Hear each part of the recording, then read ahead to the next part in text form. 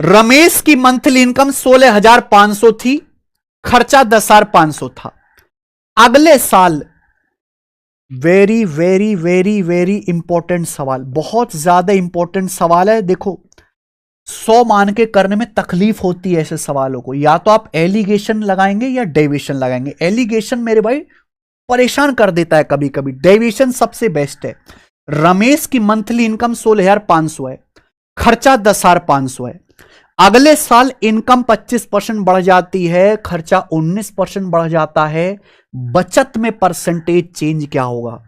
मेरे भाई एक ही चीज मैंने सिखाई, खर्चा प्लस बचत बराबर इनकम, एक्सपेंडिचर प्लस सेविंग बराबर इनकम। अब एक बात बताओ, इनकम है 16,500, जिसमें से खर्च कर रहा है 10,500, तो आप रेशियो ले लो ना। हमें एग्जैक्ट वैल्यू चाहिए ही नहीं, कंफ्यूज करने के लिए दिया हुआ है। हमें रेशियो चाहिए। किससे कट रहा है भैया? 2 जीरो काटो और ये कटेगा आपका 15 से।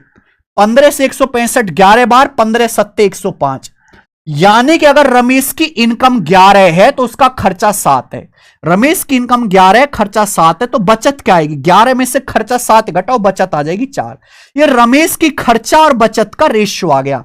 अब अगले साल क्या हुआ कि रमेश की इनकम 25% बढ़ जाती है। इनकम का मतलब खर्चा प्लस बचत, इनकम का मतलब खर्चा प्लस बचत 25% बढ़ जाती है। खर्चा 19% बढ़ जाता है, 19%। पूछा सेविंग्स कितने परसेंट बढ़ जाएगी, बचत कितने परसेंट बढ़ जाएगी? 1 सेकंड में होगा।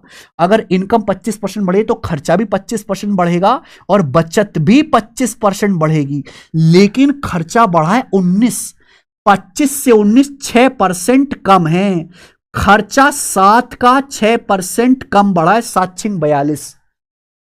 खर्चा 7 का 6% कम बढ़ा है, 7×42। तो बैलेंस करने के लिए आप 42% एक्स्ट्रा कर देंगे। बैलेंस करने के लिए 42%।